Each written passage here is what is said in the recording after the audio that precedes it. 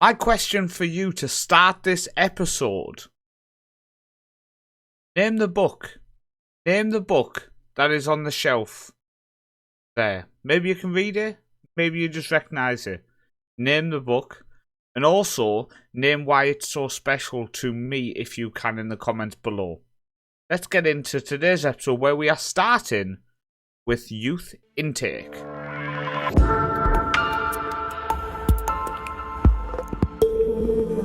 So welcome to today's episode. Hopefully you are all well. Thank you for joining me. So we have youth intake before we come up against Farenense in today's live com and recap how things have been going since you were last with us for that bumper episode, which hopefully you did enjoy for the January transfer window, because it took a long time to record. I'm not sure if we're going to do it every year because it literally took the whole evening to record, but we'll definitely consider it, shall we say. But youth intake, we have one elite talent. Is he elite? Guess we'll find out. Ricardo Oliveira. So let's have a look at him, shall we? So he is a winger. He's left and right footed. He can play both feet. Low determination personality, bit of a concern. So you can see there cons. Determination of 4 and the low determination personality. He's got good consistency. He has no determination, but he's consistent. He's good at finishing. He could improve a lot. Team player as well. No determination, but a team player. That doesn't make sense to me. Antonio Lucas, a goalkeeper. Reflexes are 5 and agility. Let's skip him. Aneximando Carral. I'm unsure on him. I'm really unsure on him because defenders can improve dramatically, and a lot of his attributes are near the 10. So maybe they could go up. Rafa Furtado has dribbling a 5 as a winger, so we'll skip past him. Mario Lino is a defender who, again, I think 6'4", by the way, 15 years old. I'm thinking as a no-nonsense central defender. He has attributes in the right areas for a kid this age. He really does. In fact, what we're going to do is we're actually going to just make sure that this guy does sign a new deal. Just quickly get this negotiated, because I think if he's training full-time for a couple of years, could turn quite decent. And Yao Rui, who again looks okay. He's 6'1". Fairly determined person. We didn't check the personality of Lino. Driven. Oh, he's driven. Oh, drive it, you Yao. So Yao is fairly determined. Lacks the passing. That's okay. Could again be no nonsense. Has the attributes again, but he's not 6'4". He's only 6'1". Basically tiny. But we will just make sure that one is set in as well. Again, I just want to make sure that the players who are of this quality are training regularly as contracted players. So, intake wasn't amazing, but we're doing alright. So let's have, as soon as we've just had intake, let's have a look at how our youth team's been doing in Season 1. We've kind of, I don't say ignored them, but we've not put much look into it. So, our B team, our main B team, currently are in the Championship group. How do we go back? Okay, so we finished in 4th place, qualifying for the Championship group. Played 22, won 9, drew 7, lost 6. So we now go into the Championship group with the likes of Sporting, Torrense, Alvesia, Vizela, Porto, Vitória de Guimarães, and Benfica. So it's a tough group. It is a tough group, no question about that. There's not a lot of stars in here. For example, this guy. Mentally, determination, work rate, teamwork, decisions, stamina, and concentration are all good. The problem is he's very average here, technically. He might improve, he might develop. He really might develop. But at the minute, I'm still up in the air. I mean, he's improved a bit. I do think next year he will get a contract as a first-year pro. So maybe then can feature sometimes, but he's only 5'4" as well, which as a fullback is a bit concerning.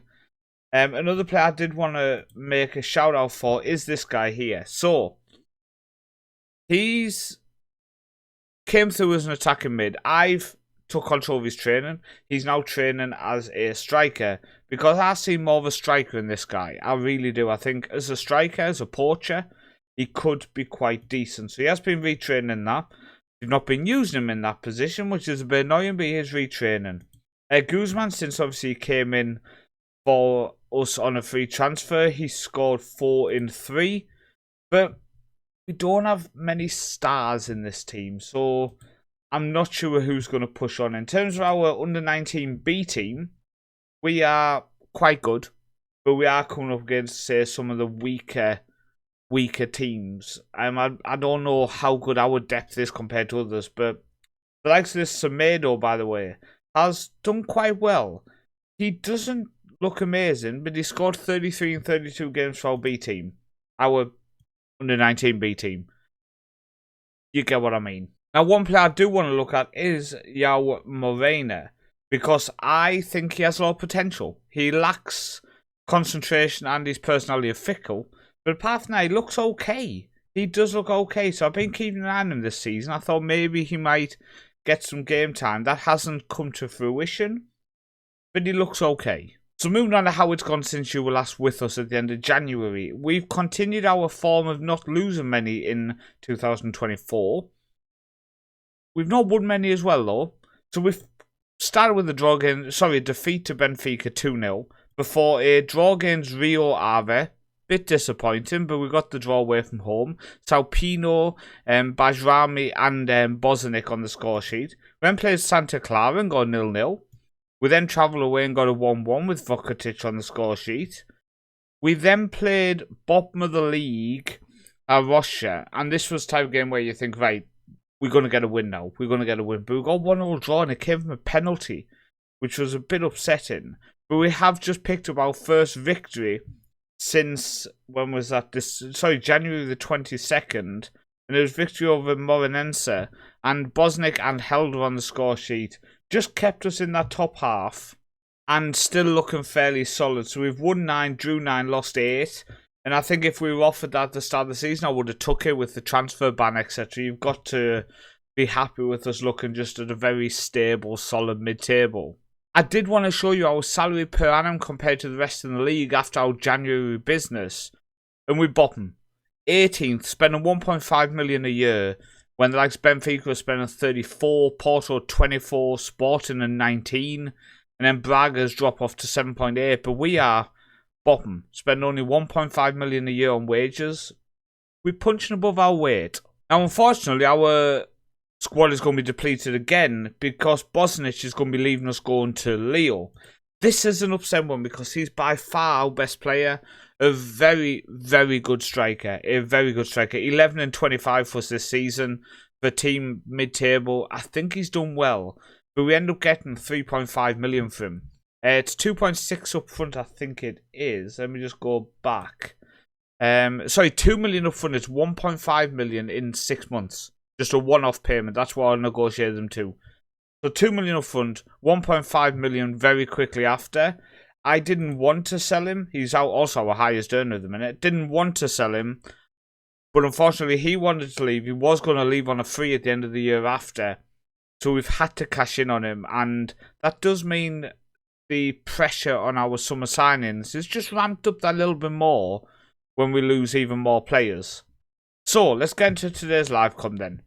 So our squad at the minute is looking decent. We've kind of recovered from all the injury scares we had early on in the season, and at the minute we're looking fairly full strength. So it's going to be João Gonçalves in goal, Cedric, Abascal, Bajrami and Ferreira.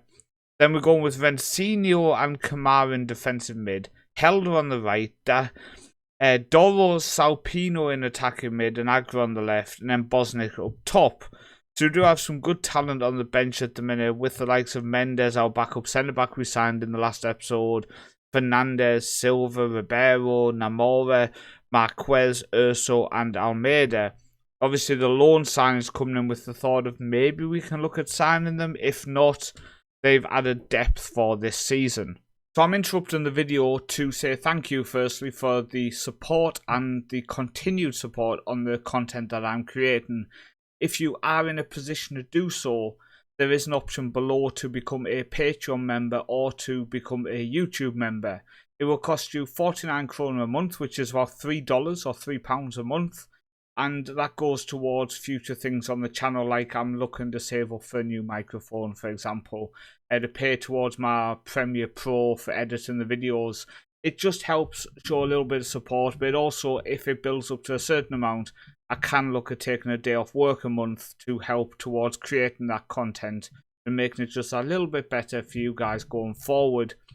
But only if you can afford to do it, go down and click them links. Don't do it if it does financially put you in problem. Let's head back into the video, and thank you again for taking the time to listen to me. Okay, so the players are coming out. Let's pump fists and say it's important for us to use home advantage. I'm hoping we can get another victory. Back-to-back wins would be nice. The fact that we've looked fairly good in terms of we're not losing games. Drawing 4 out of 5 and that kind of form isn't fantastic, but at the same time, if we are not losing game after game and we are picking up points in these games, I've got to say I'm impressed with how we're looking. So they've just scored an own goal.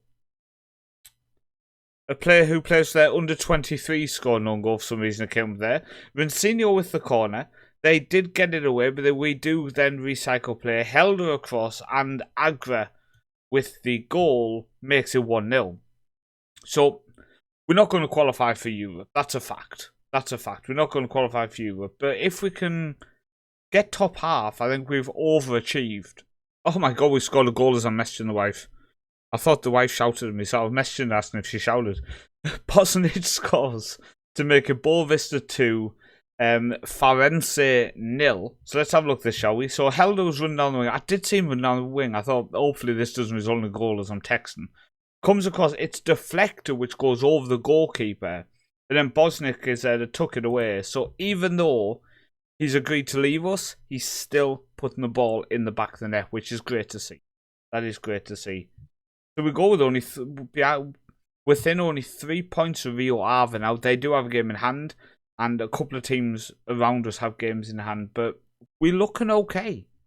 We are looking okay at the minute. We're 2-0 up here. We've only lost 2 games since January. We are now in March. We've had our intake, which wasn't the best, but we're looking okay. We've got money coming in the summer, which is probably going to easily fund us throughout the next season, which is great. If we're spending around 1.5 million a year, we've got 3.5 million coming in from one player sale in the summer. That's going to fund our players' wages for the whole of next season. There's Helder. Oh, I thought he was going to make it 3. So when I'm looking at planning like that, I think we're in a good position. We will check the finances after this match. And I do also hope the fact that we're in good form means maybe next season we can look at averaging closer to that 10,000 supporters mark. And that does just obviously increase the amount of income that comes into the club. As Cedric drives forward, he cuts inside, gets it across, Helder dummies in, Salpino nearly tucks it away. But we do get the corner here. Can we get another goal and get it to 3-0 here? So Vincino with the corner, who has stepped up well since coming in, to be fair. It's headed over. The only reason he's not really featured much is the fact he said he wanted to leave us. And I didn't want to be playing people who didn't want to be at the club long term. But he's kind of bullied his way back into the team. Well, that and the fact we sold a few players and had no one else to put in. But he doesn't need to know that part of it, does he? So I'm just going to make a couple of changes then. So keep on calling Dalpino. Salpino is struggling fitness-wise, so Urso can come on. Marquez on the left can come on. Fernandez can come on in defensive mid as well. Just giving some people some game time, some football, because we are winning 2-0. We're looking very comfortable. Oh, as we almost make it 3. Set piece opportunity here. We've got a couple of passes available here. We could play it short and get in. We could play it short and get in. We'd go for goal. Held it. It's off the post, and Urso kicks it straight into the goalkeeper's hands. That was an opportunity. That was an opportunity, without a shadow of a doubt. Hopefully he can take them kind of chances in the future. Okay, come on. What is happening? Neto goes back to Maras. To Falcao. Thesaurus. 4-4. Do we win it? We do win it back. So Rodrigo now, which is Fernandez. So Helder goes back to Cedric. Cedric's been a good addition. Premier League quality player coming in on a free. Helder gets another assist as Bosnek gets another goal. Kind of sad we're losing him, but this is definitely 1,000,000% a selling club at the minute, and we've just got to accept that them type players end up leaving us. But I'll tell you now, Helder's not going anywhere. We might be a selling club, but unless we get a 30 million offer, he's not going anywhere. And 30 million is only because we could use that to rebuild the whole club. But he's just way too good. Very happy. Back-to-back wins as well, by the way. Just curious how many assists Helder has. As you can see, I'm trying to bring in some players. So Jay Rodriguez is coming in on loan at the minute. Helder has 5 assists in the league, 8 in total. He's doing well for a 16-year-old kid. We've got $500,000 in the bank at the minute. So we're currently 1.8 million up this season in the profit. So expenses for the season, 1.6 million on staff wages. Staff wages has been ridiculous. We're going to save about $500,000 next year just on that alone, when I can actually dig in and fix it. Ground maintenance has been high. Players' wages at $1 million, 600 grand less than staff. And non-football of 580, tax of 577. Income-wise then, TV revenue is at 3.4 million. Players sold at 2.9. Gate receipts at 1.3. So gate receipts has actually covered players' wages. And I always say, if gate receipts can cover players' wages, I'm happy. And they do. Who's leaving us again in terms of all the stuff at the end of the season? Contracts expiring. So we've got all of these are leaving us at the end of the season. We've got 1.2, 375k, that type of person we can look at keeping. 1k, 1k. 4k for the assistant manager. Just too much, mate. It's too much. We on too much. I need to drop mine by a couple of k a week. And then we got, 3.2k there for goalkeeper coach. He's going to be gone. Director of football is going to be gone. I think we're going to end up saving about 10k a week. No question about it. No question about it. I'm going to cut them all down and then try to sign better. Like, this guy's okay, my head of youth. 1.2k a week. Can I find someone cheaper who's just as good? I think I probably can. So in the next episode, we're going to come back at the end of the season. It looks like the season's going to just kind of fade out to a top half, mid-table around that point type of season. So we'll come back and review it and recap how the team has looked, what players we're excited to keep on, etc. And just go through all that kind of stuff. Have a look how the league and the country in general has gone on. And yeah, thanks for watching and continuing to support this. You will see on the screen now the people who are patrons or monthly members through YouTube. If you do want to join, links are in the description below. The YouTube one, you can just click that join button next to where the subscribe button is, or go into the description if you want to become a Patreon member. Links are below. Thank you for your support, and hopefully I will see you on the next video.